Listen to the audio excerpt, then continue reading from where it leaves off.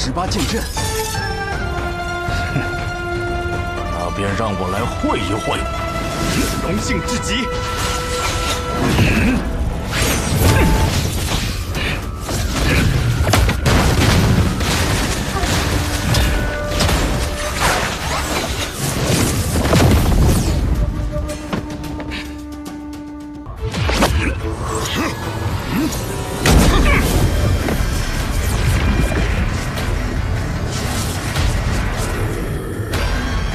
真不要脸啊！居然想3打1，那就由我来会会你们。昌河，你先退下。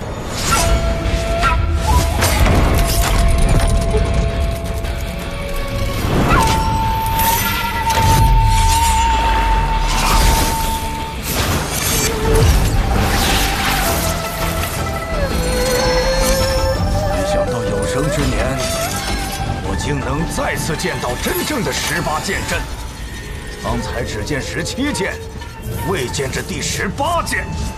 第18剑，不论胜负，只论生死。那就和你论一论生死。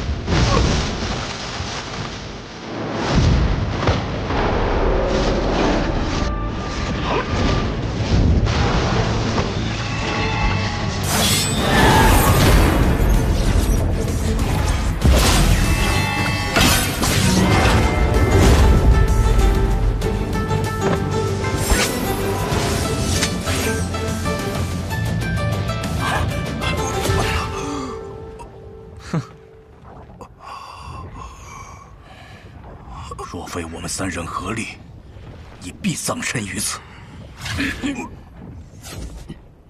你们走吧，我不想再做一个杀手，暗河的子弟们也不想了。说的不错，但我觉得18剑处不应再留活口。我与昌河虽是无名者，但我们有同伴和你们一样，姓着一样的苏，一样的谢，一样的穆。暗河向来是一个不讲感情的组织，但我希望他们也能够拥有在阳光下自由行走的日子。我们本来就是一体的。影宗统帅暗河3家，同时在天启城也供奉我们3家。别的我不敢向你们保证，但这一点一定可以。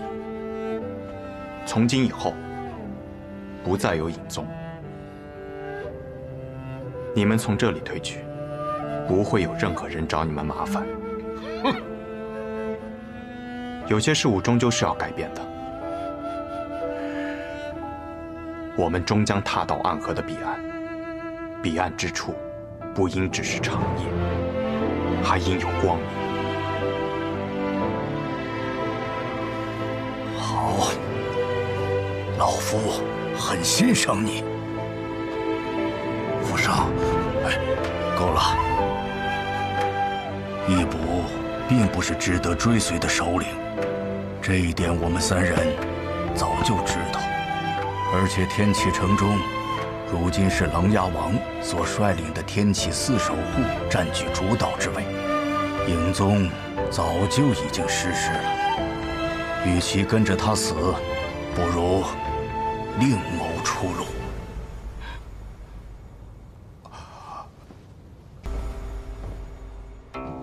大师，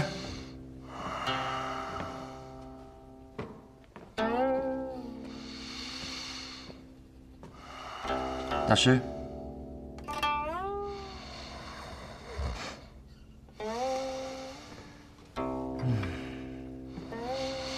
大师，别睡了，大师。王爷呀，哎呀，抱歉呀，一路行来略感疲惫，睡着了。望喜大师和忘忧大师还真是不一样啊。哎呀，我那师兄啊，名为忘忧，可如今却是天天忧愁不断。我名望喜，却过得自在逍遥，真是命运弄人呐！方才入定，我做了一个梦，梦见佛陀与我相谈，谈着喜忧之道。大师啊，你我相识多年了，又何苦在我面前装高人呢？你其实是梦到了天香斋的百素宴，从辰时一直吃到了日落。你怎么知道的？口水流出来了。阿弥陀佛，罪过罪过。大师，忘忧大师和那个孩子最近过得好吗？那个孩子跟他的父亲叶鼎之一样，是一个武学奇才呀。哎呦，谢过。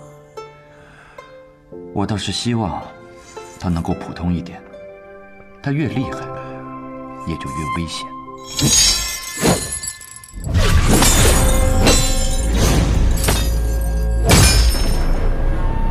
苏先生，我以为我们那次相见，就是我们最后一次见面了。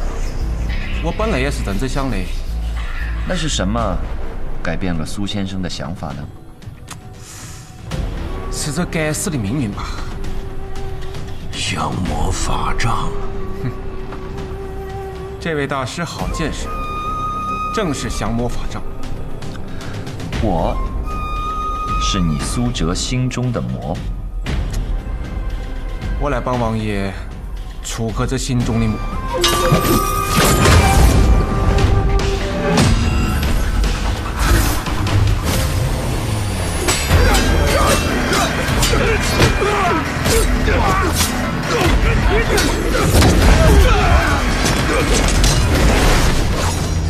哪儿来的贼，竟然连琅琊王也敢杀！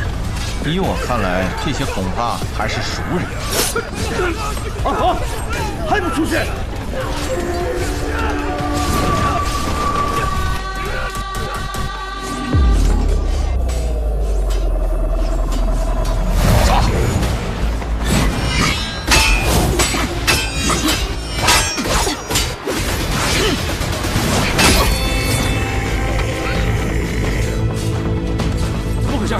就来这么点人，觉得人少，你们多派些。大家长在上次刺杀琅琊王的行动中身负重伤，我等需要留下足够的人手守卫大家长。你们知道，我来此处不会带多少护卫，所以觉得这是杀我的最好时机。我们从来都不觉得能够杀死你，杀你的代价太高了，暗火承担不起。那为何我们又在此处相见了呢？我刚才不是讲过了，都是那该死的命运啊！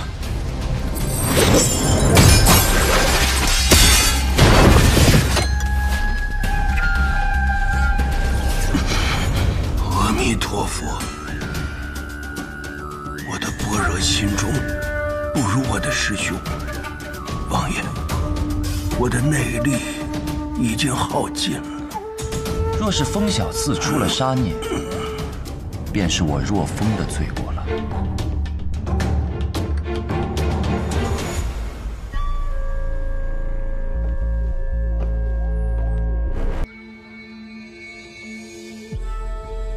长河呀，长河，你还真是要么不动手，动手就能让暗河风雨飘摇。老爷子，你就别嘲笑我了。你看我被木子哲打成了这副惨样，我哪有你说的那么厉害？谢繁花死了，你不会不知道吧？嗨，是我杀的。谢繁花那家伙本来就是个半死不活的样，谢家那帮人早就盼着他死呢。他不死，年轻的那几个人也不好冒头啊。谢繁花若身体无恙，定是谢家下一任家主的不二人选。你杀了他，算你功劳一件。但慕白，你不该杀呀。什么？慕白也死了？谁杀的？你不知道吗？苏哲谁派去的？完蛋！哲叔这家伙平日里不是最爱偷懒吗？怎么这次这么激情？他杀了慕白，那我再和木子哲碰见，他不得扒了我的皮啊？木子哲就是个疯子，如今你杀了他的儿子，不是扒了你的皮，是要扒了整个苏家人的皮。过往100来年，暗河不是没有内斗，但3家鼎立的格局从未改变。这一次，怕是不一样了。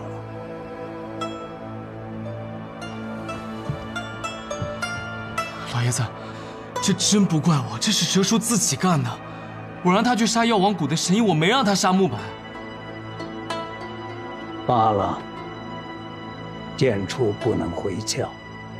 既然如此，索性就让整个暗河都姓苏。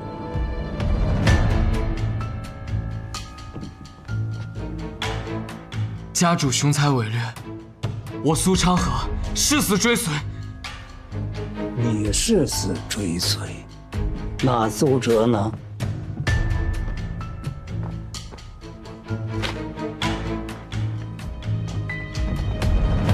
哲叔又怎么了？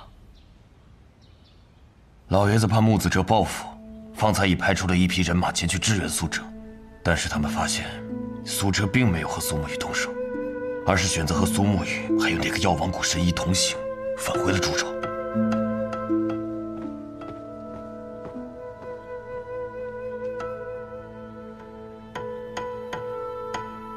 难不成苏沐雨说动了哲叔？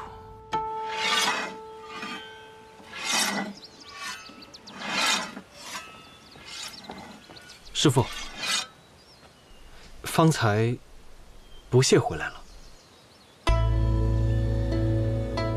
哦，他回来了，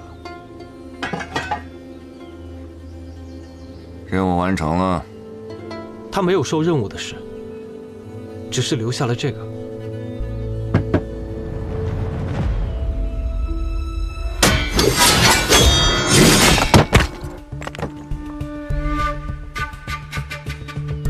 苏沐雨对战了，这便是他寻到的第8刀。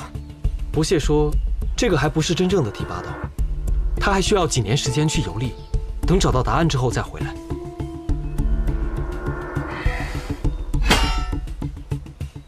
他疯了！暗河之人入江湖游历，逾10日不归。提魂殿追杀他的手术便会毫不犹豫地发下去啊！那便是第2件事了。家主来信了。信上说了什么？他们那些废话，我懒得看，你直接说了便是。家主说，谢不谢罔顾任务，私离暗合是死罪。但只要师父你愿意出山，前往九霄城助谢家一臂之力，那他们就会向提魂殿求一道手书，赦免不谢的死罪。这个谢霸倒是打得一手好算盘。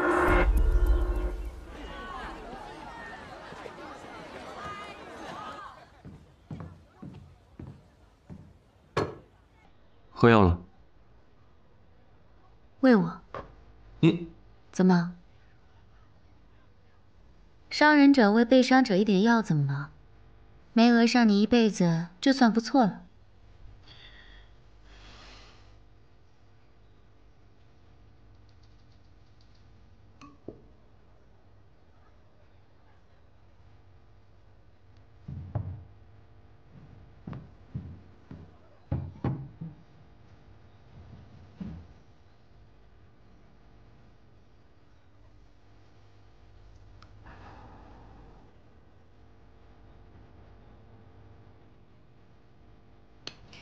好体贴的小郎君啊！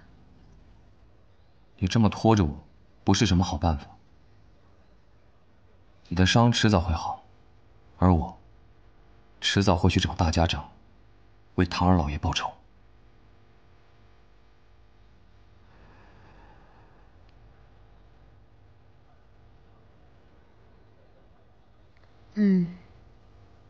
好苦的药啊！那便等我伤好那日再说吧。毕竟堂堂玄武使，总要先还债，再报仇吧。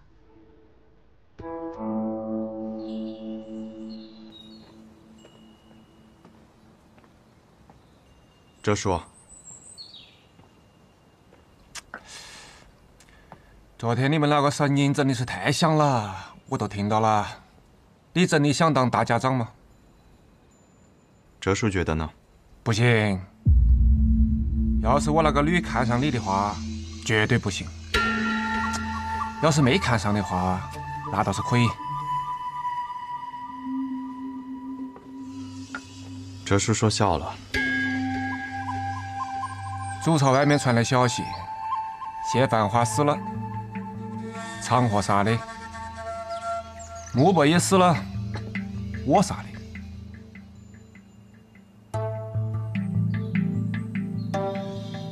慕白不是已经逃走了吗？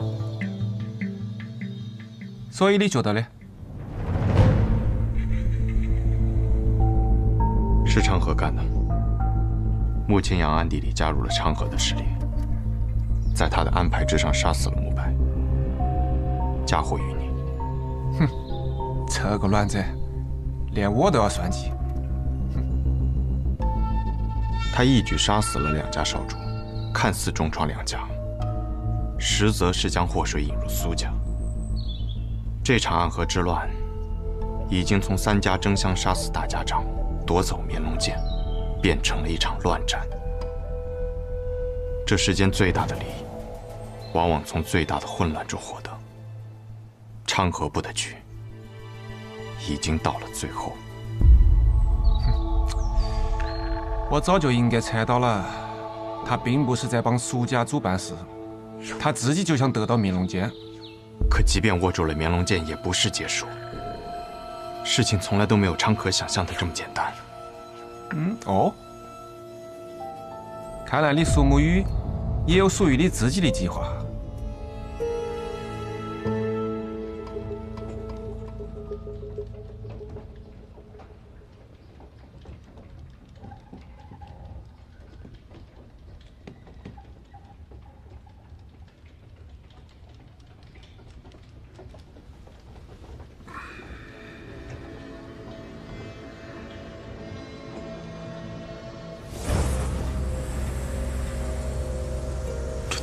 已经解了，难道小神医又回来了？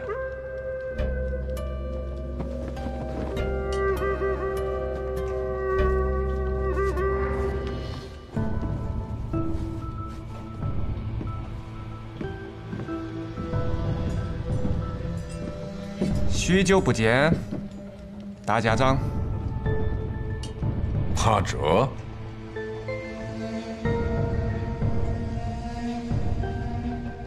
你怎么会突然出现在这里啊？是苏锦辉那小子派你来杀我的？哼，多年前我也曾为大家长拼死一搏过，如今再次重逢，大家长居然讲我是来杀你的。哎呀，真是让人伤心啊！难道不是吗？原本是的，但我那个女将啊，收了钱就要把你治好，我听她的。你女儿？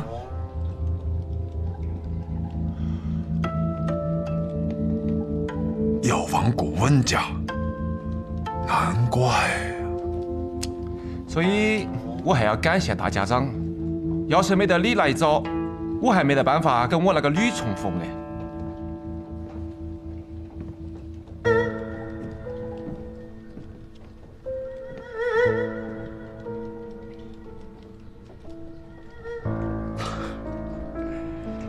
神医，不错不错，你这毒已经解得差不多了，但切记，这几日不可以随意使用真气，否则就功亏一篑了。原来神医用移魂大法探究我的记忆，是为了寻找自己的父亲，也是为了解你身上的毒哦。我可没有骗你啊！你看，你现在也变回一个健康的人了。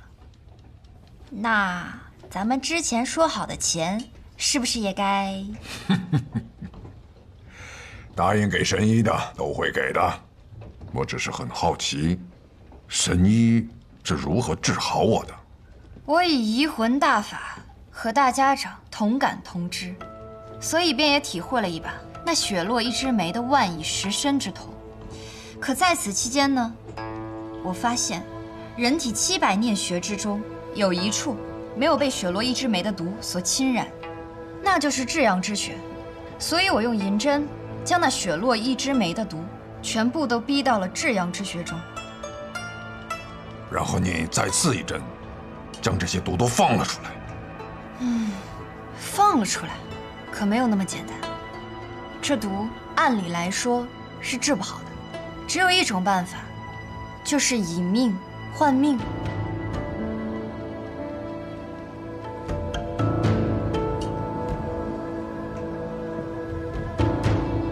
以命换命，这就需要一个内力极其精湛之人，以手掌覆盖至阳穴，将那毒生生给吸出来，也就等同于将毒引至己身。那么问题便来了，在这诸朝之中，有谁愿意为了大家长以命换命呢？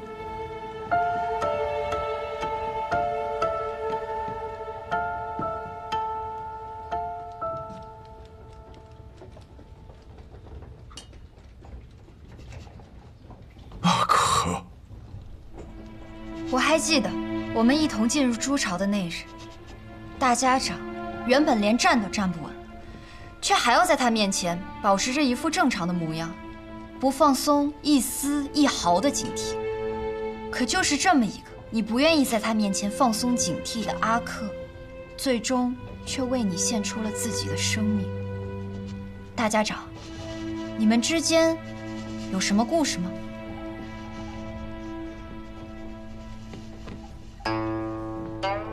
大概就是曾经的两个好兄弟，一个成了至高无上的大家长，另一个呢，成了驼背丑陋的看门人。就是这样子的故事啊。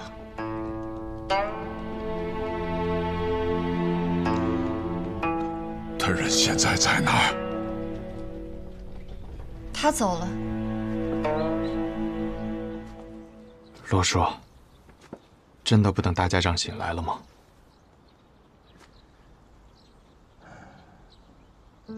好了，醒来也不必相见了。我与他之间的纠葛，从此一笔勾销。这处朱巢，你也自行处理了吧？大家长若已无事，那么这处朱巢便应是妖王谷的了。刚刚那小子叫什么名字呀？穆天林。听上去就是个出来就要去死的名字。那你呢？苏泽，山水之子。是。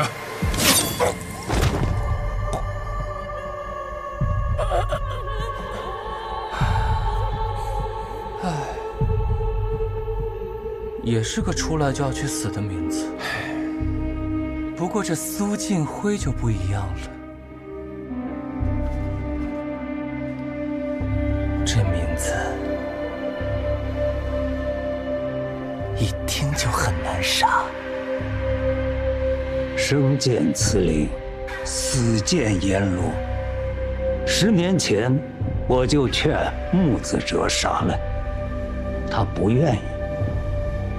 他说将来或许能用上，没想到他说的将来就在今日。不过单凭你一个人就想杀了我，不觉得可笑吗？能不能杀得了，试试不就知道了？区穆家叛徒，怎值得我苏氏家主出手？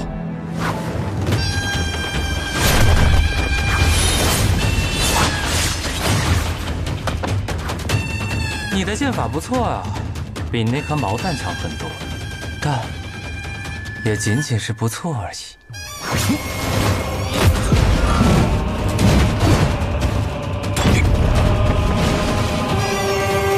秋叔，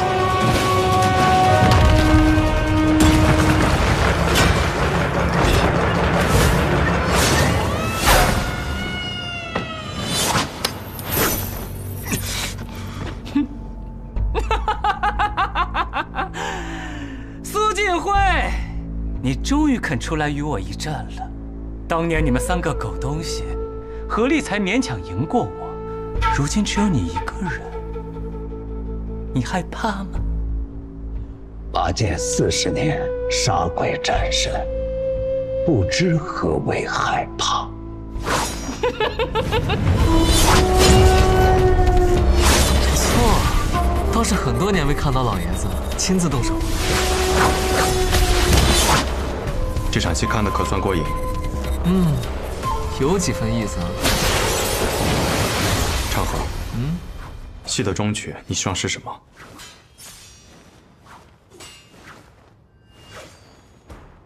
你当大家长，我做苏家家主啊。我们不是很多年前就说好了吗？好，那我俩现在联手，一起对付他。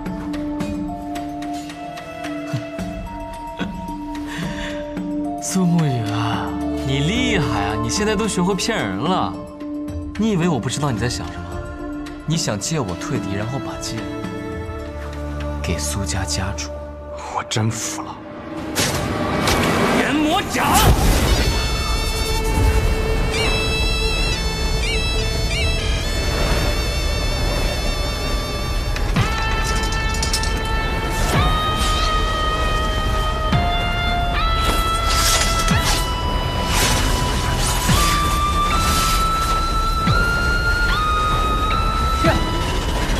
原来还有高手啊！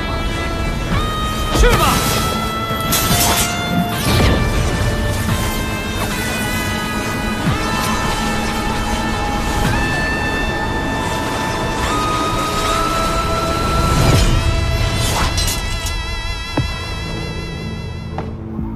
家伙的剑法还真是老道，难怪木子哲会把这差事交给我。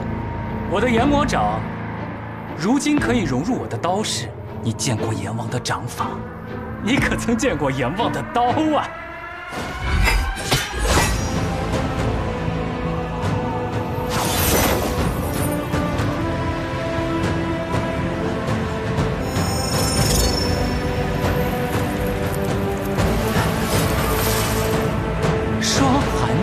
气，有点意思。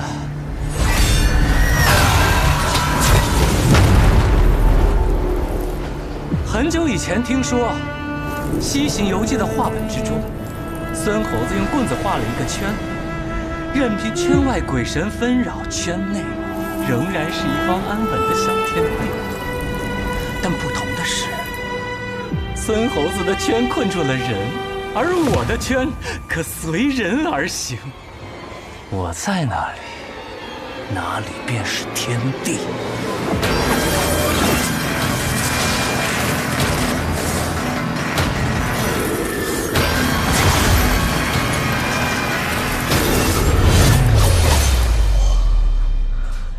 这下可精彩了！要参战吗，穆远？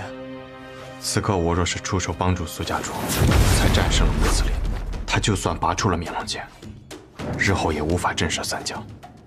相反，若是苏家主赢了，那至少穆家就绝对不敢造次了。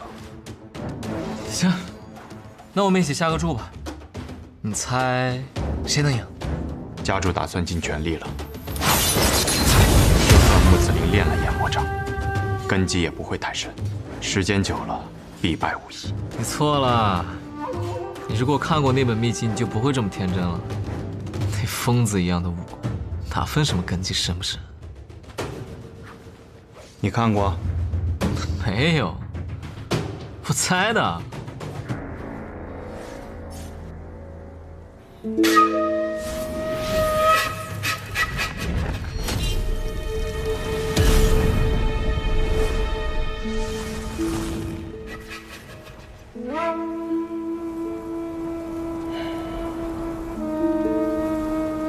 家主，穆家放出了穆子陵。看来穆白的死让穆子哲很是生气呀。还有，他来了。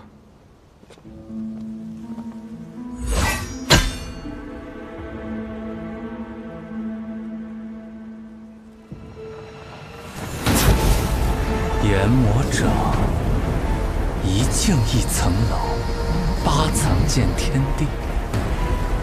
到了第9层，便是天地。我要入第9层了。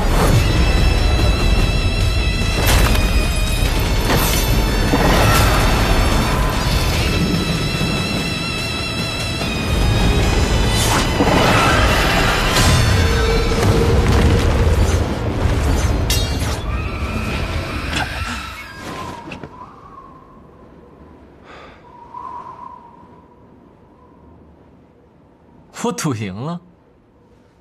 哎呦！宋远，你老实待着，别出去。穆子陵，先夺取明龙剑，从长计。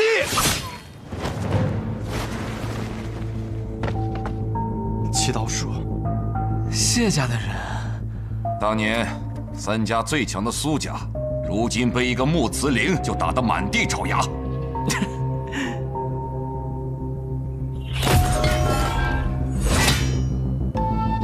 这绵龙剑我拿到了，这大家长能不能我来当啊？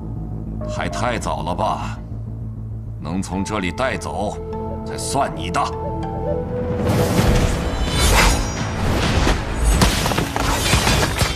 饿了，咱们打了，先走一步。有种小计！穆家贼人哪里跑？你到底要干什么？苏家苏昌河虽有伤在身，也要为苏家夺回绵龙剑。我们无人是其对手，你身负重伤，追上去亦是枉然。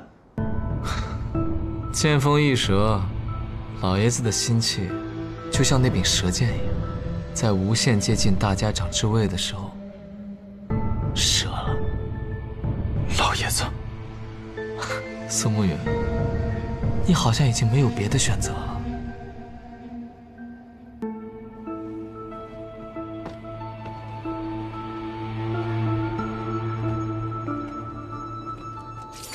慕远，状告大家长，绵龙剑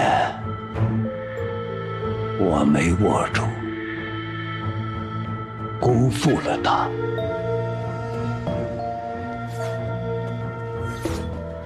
所有苏家弟子，收剑。是。号称暗河3家中最强的苏家，到这里就放弃了。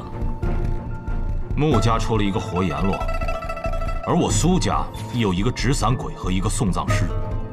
只可惜执伞鬼已经有了新的身份，而送葬师还在想，到底要为谁送葬？我当然是为自己送葬了。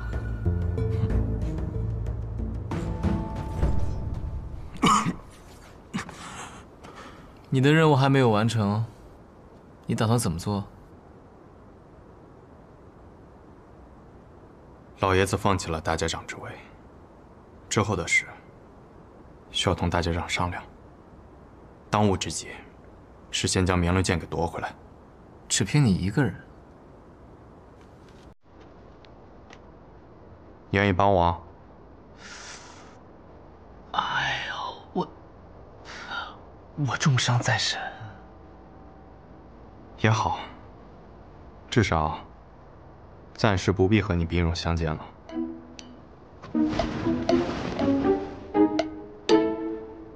唉，真是个天真的家伙。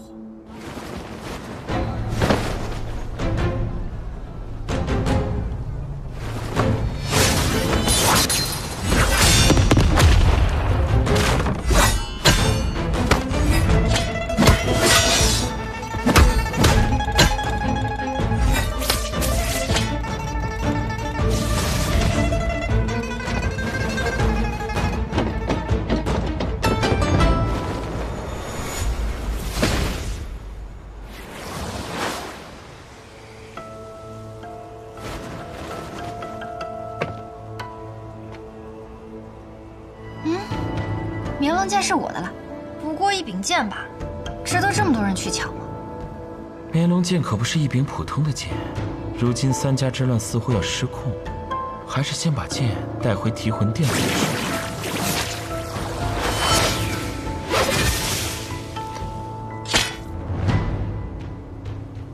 又是谁在装神弄鬼？这柄绵龙剑有问题，倒是我小看慕名册。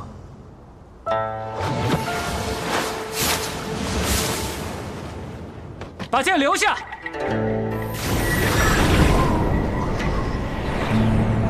苏庆辉的霜寒剑气，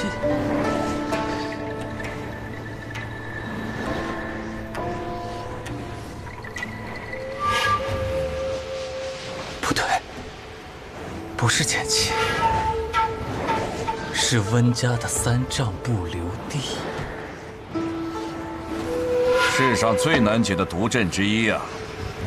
这毒，常人只要吸上一口，活不过半个时辰。这女娃娃有几分手段，会我们暗河苏家的武功，还能下温家的毒，也就是你了。那就等，我就不信他不出来。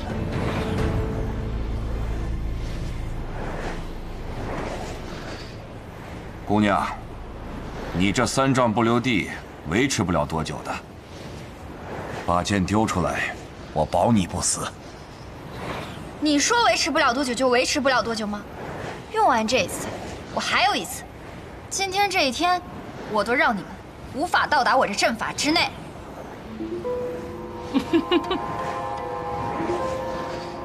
苏墨雨，怎么还不快来啊？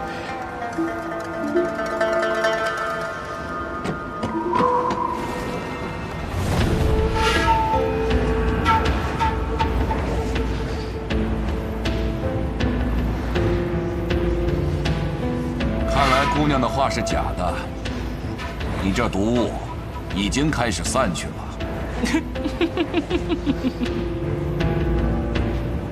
该死的苏沐雨，总是来的这么晚，撑不住了。献给你们，你们方才说的可要算数。不要杀我！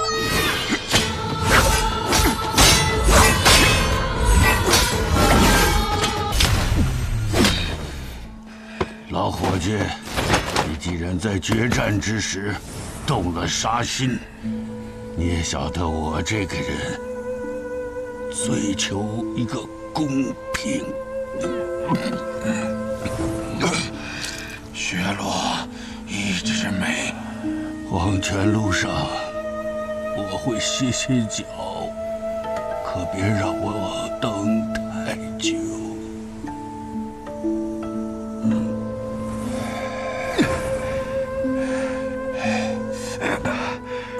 大家长，我们立刻回安河，赵木家最好的药是帮你疗伤。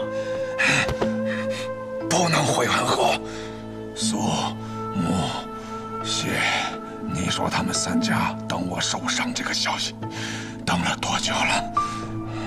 刚才那些暗算我的人，根本就是他们的人。可去钱塘城，我在那里有一个故人，是药王辛百草的小师叔。找到他，他叫白鹤怀。明德11年初春，距离上一次引发江湖浩劫的魔教东征已经过去了3年。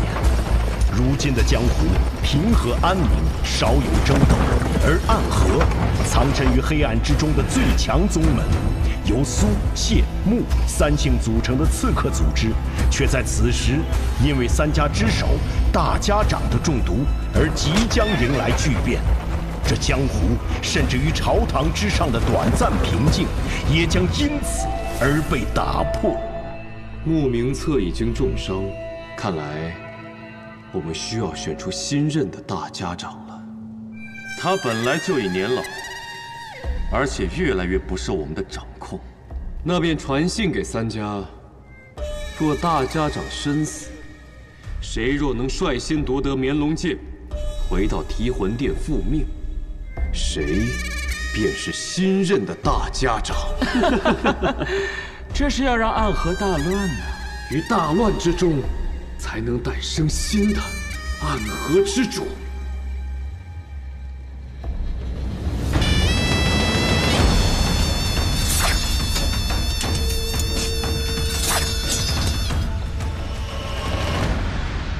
白鹤药府到了。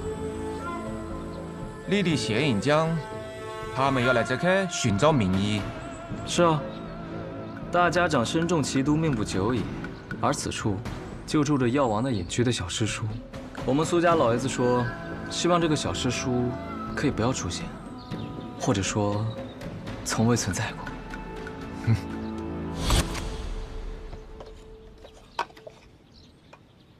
别人都是一口槟榔一口烟，飘飘欲醉做神仙。这叔，你吃的怎么是话梅啊？以前有个女人和我讲，槟榔对身体不好。哦，你吃不吃？我就不吃了。哼。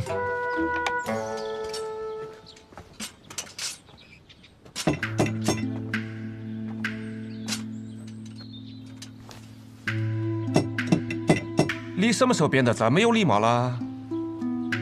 学苏沐雨啊，杀手临门，有礼有貌。可是这位神医似乎不太给面子啊。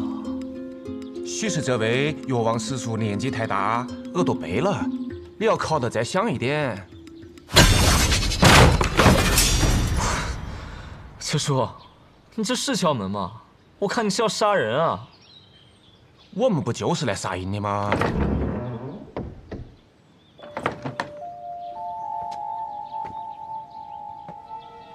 谁呀？敲门敲得那么大声，耳朵都要聋了。姑娘，敢问你家老先生是否在府上？我家老爷他出门巡诊去了，要不我帮你们去找找他。那便麻烦姑娘了。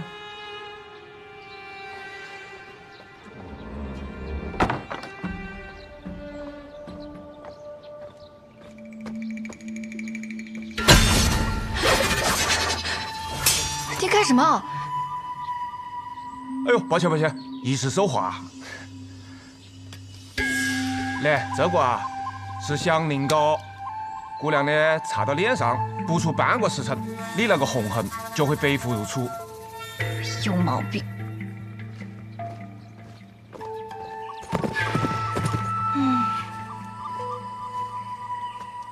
可以药蛇追踪的香凝膏，这种小伎俩也想骗过我？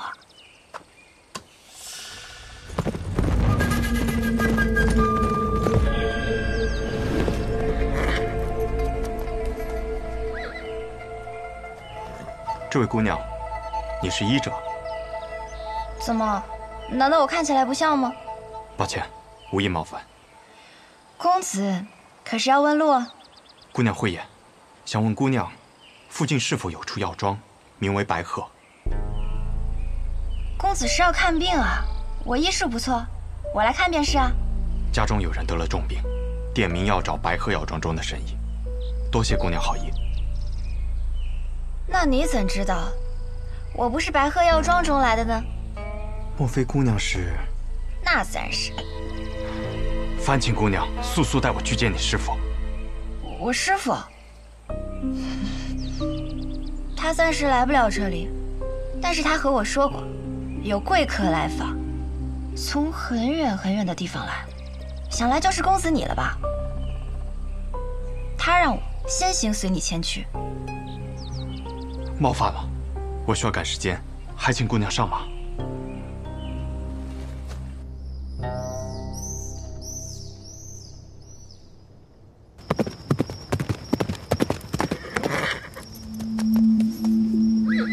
我们到了。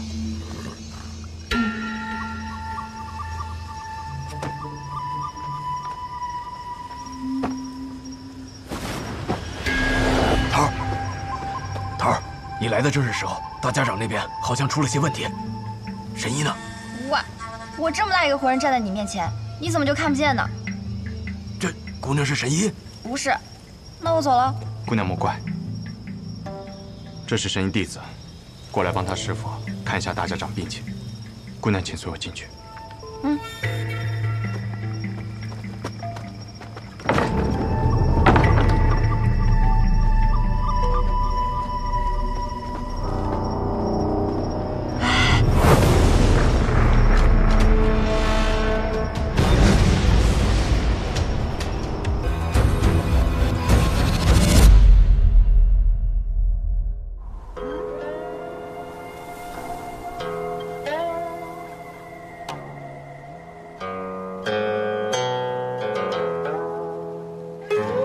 白雪却嫌春色晚，故穿庭树，作飞花。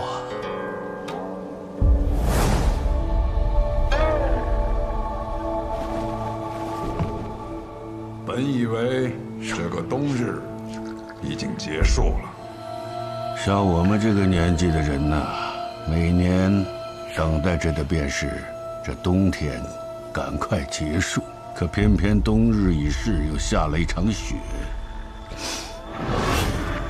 暗河，天下第一的刺客组织，在朝能杀高官贵胄，在野可灭江湖大派。是非不分，好坏不论，善恶难辨。你执掌这样一个组织30年，应该很累了吧？我已经是个老人了，若不是因为一些执念，我会觉得我身上的血已经冷了。30年前，你我大战一场，不分胜负。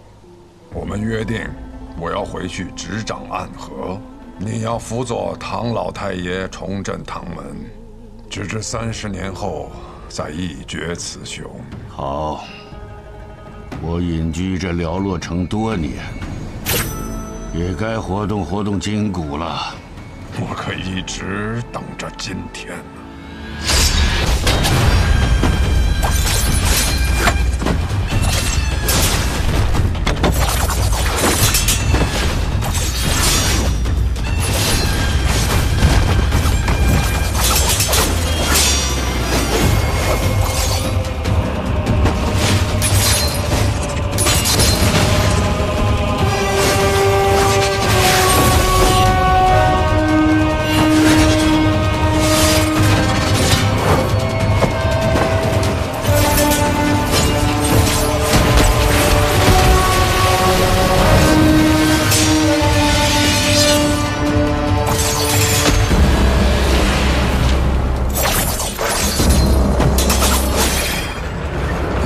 识托大，徒手接过你一枚暗器，差点被毒死，我可不会再上当了。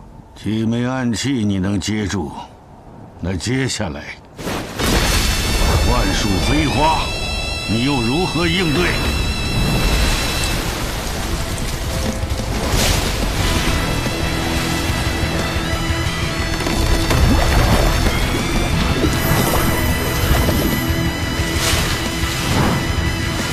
好一招万树飞花，许久没有如此尽兴的一战。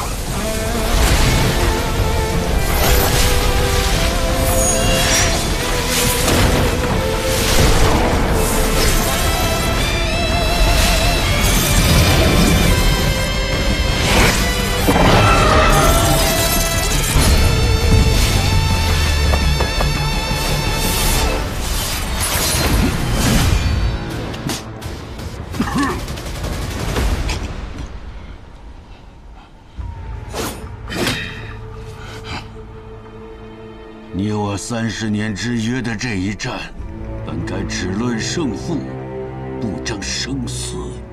于杀手而言，没有胜负，只有生死。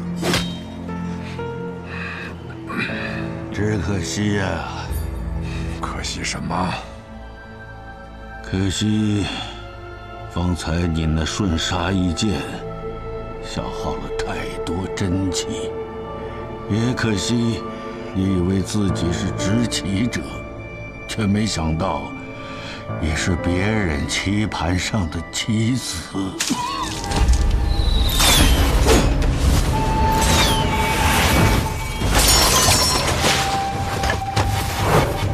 落雨，不是跟你说过这是我自己的事，不用你插手吗？有人想趁你和唐二老爷决战之时，对你不利。一石二鸟。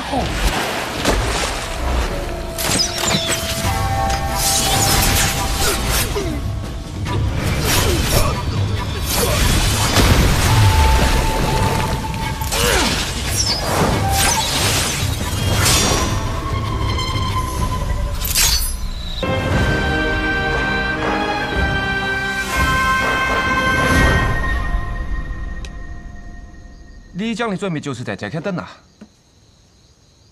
谢家的刀，穆家的鬼，每一个都蠢蠢欲动，而我就不一样了，我很懒的，不如就跟在那些勤快的人后头，虽然会慢上几步，但永远不会迟到。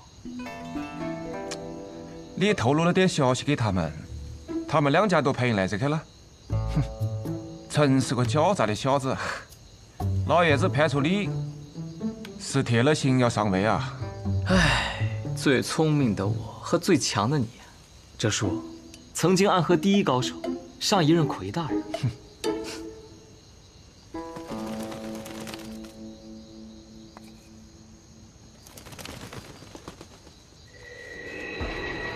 城郊废邑，那里的好戏快开场了。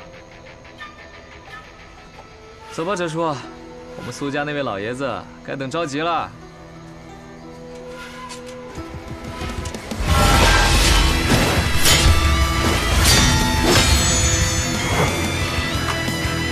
不愧是大名鼎鼎的直三鬼。此线为界，还请2位不要逾越。谢家的紫靴鬼和刀阎罗不应该出现在这里。没劲，倒是被你一下子看穿了身份。不过我们家主听闻大家长受了重伤，心中十分焦急，想着赶快将大家长接回总堂来疗伤。大家长无碍。大家长是否无碍？还请容许千机与大家长见一面，再予以确认。不然我就这么回去了，不好交差呀。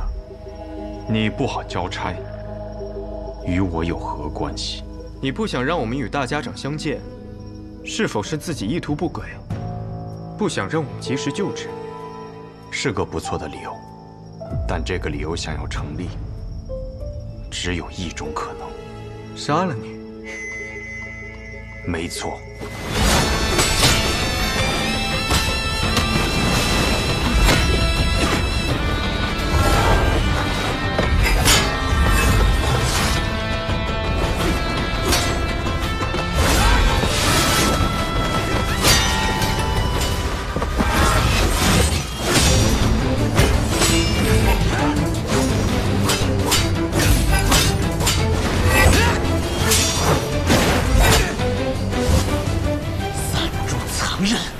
可不敢一泄。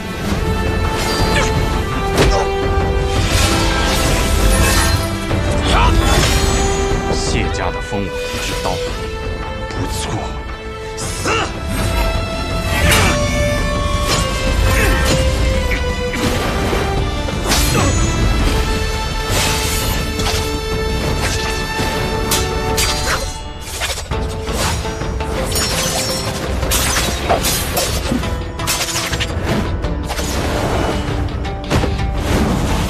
你真以为我有那么弱？寸刀劲用得好。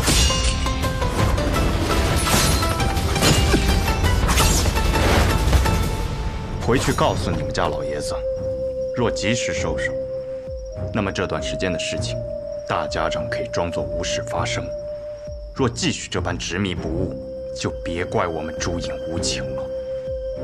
你今日是打算放过我们？暗河同门，皆是家人。走。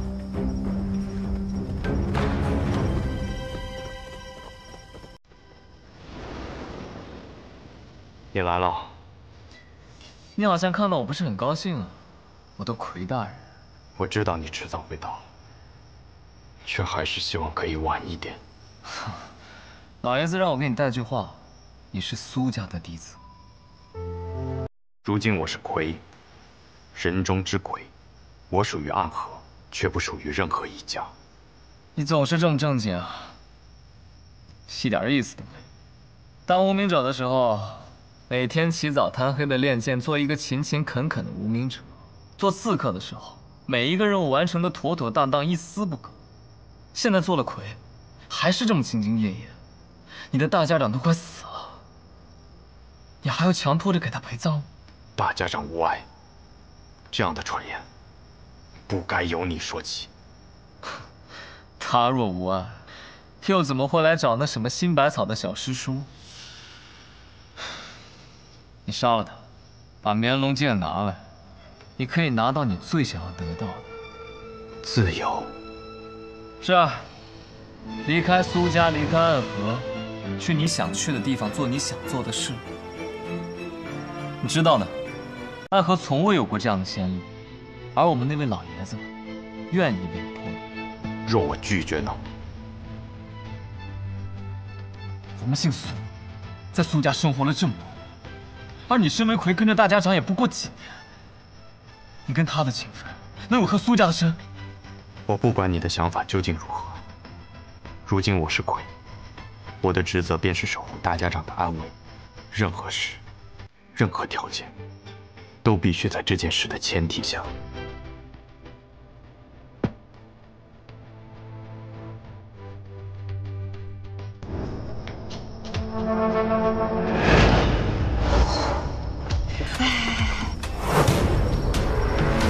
我觉得这里面有鬼哎！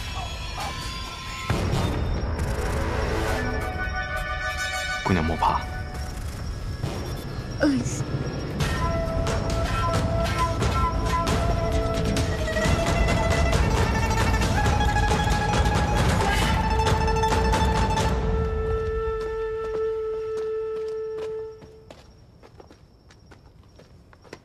大家长，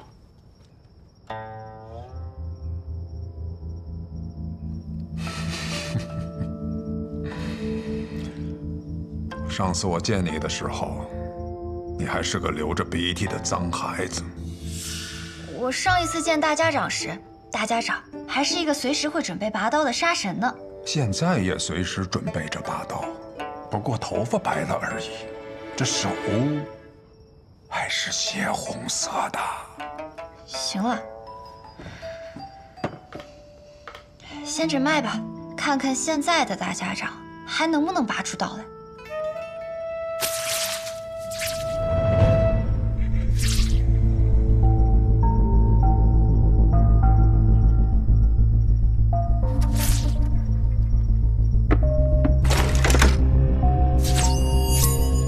收起你的杀气，你若是不小心吓到了我们，我手这么微微抖一下，你们的大家长啊可就死定了。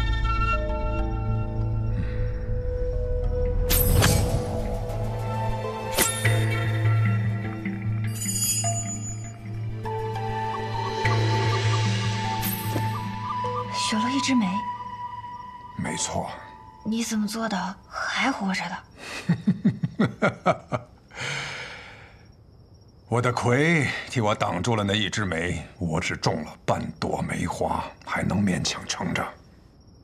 这可是唐门唐二老爷的独门奇毒，号称唐门第一，天下第二，仅次于温家家主所创的镜花月。据说除了唐二老爷本人，无人能见。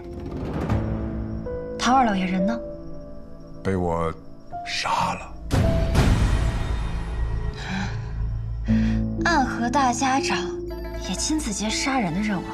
敢问姑娘，是否能医？我们药王谷的名言便是，只要没死，便可以医。只是姑娘有何需求，但说无妨。就等你这句话了。医当然可以医啊，只要银子管够。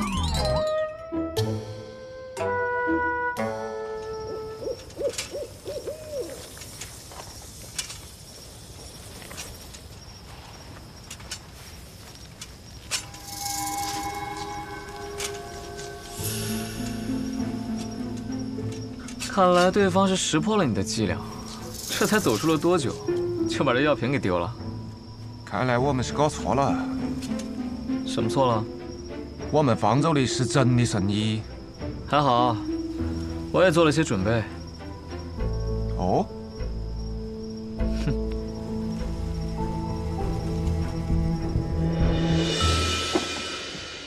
行了，你帮我找个住的地方吧。这来来回回的太麻烦了。不让你师傅再来看看了？我师傅，他早就入土为安了。你们怎么老想着要他从地底下爬出来？什么？药王的小师叔已经死了？沐玉，你错了，你眼前这位就是药王新百草的小师叔，药王谷一脉祖师李宇珍的关门弟子白鹤怀。医者白鹤怀，见过暗河大家长。见过暗河的魁大人。魁大人，我肚子饿了。神医见谅，行走在外，哪有什么珍馐佳肴，只有这个了。无妨，有的吃就不错，总比在药王谷受师兄煮的药膳香。你是不是很好奇，我是如何看出来你的身份的？既然神医与大家长是旧识，想必也听说过我们。小时候师父为了哄我好好学医，便给我讲故事。他的故事里呢，经常出现一个叫做暗河的组织，由苏、谢、穆三姓家族组成。他们的统帅者便称作大家长。大家长座下有直属刺客团诸营。其中最强的12人以地支12校为代号，而他们的统帅者便是魁。今日我见到的这些人，他们以生肖为面，唯你戴血红恶鬼面具，随侍大家长左右。你不是魁，还能是谁？神医对我们的了解，比我想象中更深。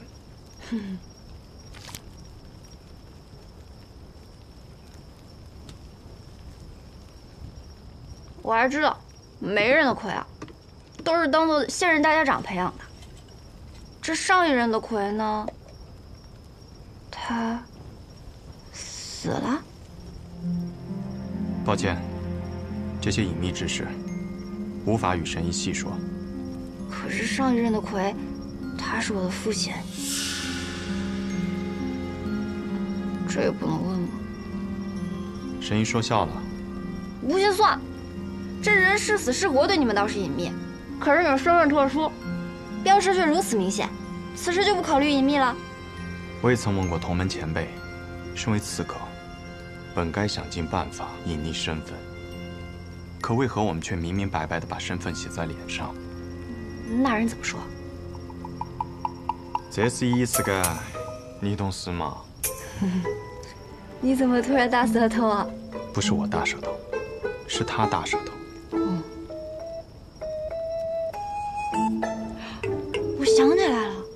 难道我白日里见到的那个人，他便是你的同门？